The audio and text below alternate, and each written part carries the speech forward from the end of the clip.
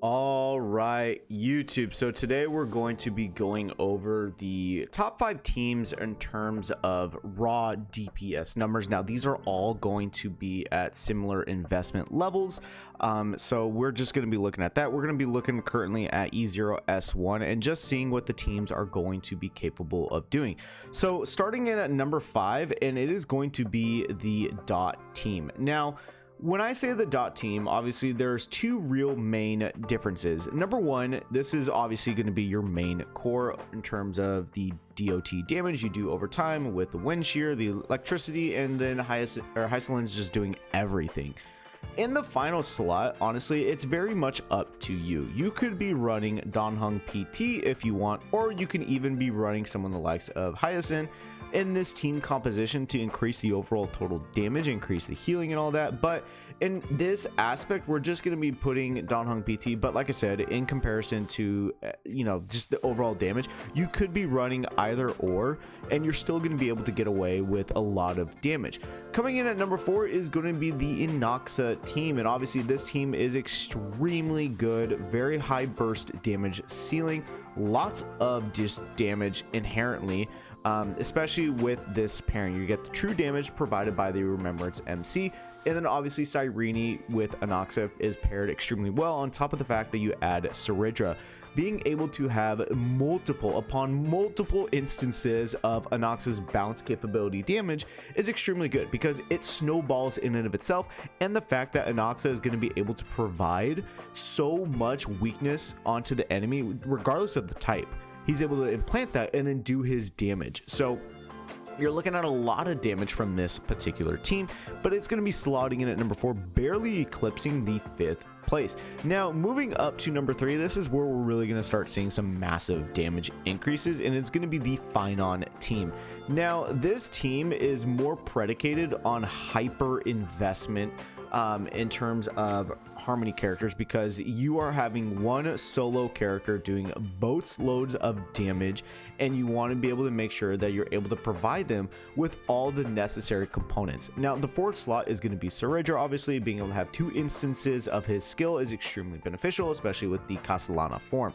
And both Cypher and Sunday are going to be pivotal because of the fact that you're able to get the beautified state paired up with the Cypher ability increases Phon's total overall damage astronomically. And also keep in mind that you could run this team sustainless because of the fact that once you enter the Castellana state, it is just him. All your other characters are not even in the party, and he's able to carry on the beneficial effects from Saridra, from Sunday, and from Sparkle into the Castellana form and just doing stupid amounts of damage. And number 2, obviously it should be no surprise that this is a top 2 team. It is going to be the Remembrance team. And this team is, like, I don't really need to explain why this team is so good because everybody knows at this point, right? This is the Remembrance team, or the pink hair girl team outside of casters. If you really want to get into it, it's really not that big of a deal. But the survivability of this team, the damage it is able to put out is extremely good, and it's so cohesive and runs so good with each other. You have all of them having a memo sprite being able to activate, all benefiting Cyrene, who's able to then impart beneficial effects on Evernight and Casterus to enable more overall damage. But unfortunately, they have been overtaken by the number 1 team in the game, and honestly, I'm not even that surprised after countless times using everybody, all these team options. It makes no surprise to me why this team is going to be the top tier team. Obviously, you have Silverwolf level 9s being the main DPS character, doing boats loads of damage, especially in her god mode player state, accumulating all that hidden MMR, being able to increase her crit rate up to 100, and then excess MMR goes strictly into her crit damage, skyrocketing it to oblivion.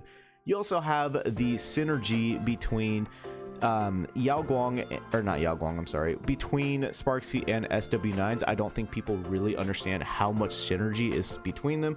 Being able to get the mystery boxes from Silver Wolf whenever Sparksy is going to be consuming a certain number of skill points, and obviously she wants to consume a lot, but because of the fact of the mystery box, you have that possibility to regenerate 2 skill points, and guess what?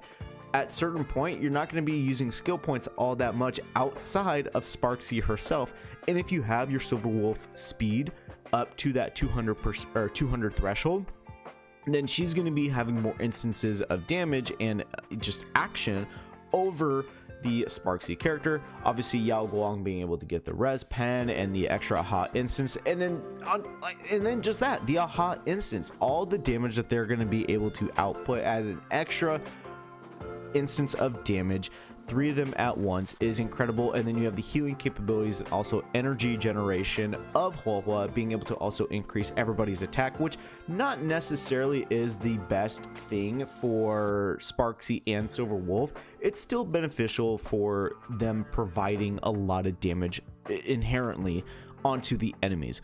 But yeah, this is my take on the top 5 teams. If you have any debate, I know a lot of people might want to say where like Archer or even Asheville, heck, even Firefly honestly probably would fit in there. But just long-term purposes, I do think these are the top 5 teams. Yeah, let me know what you guys think in the comments down below, and I'll see you all within the next video.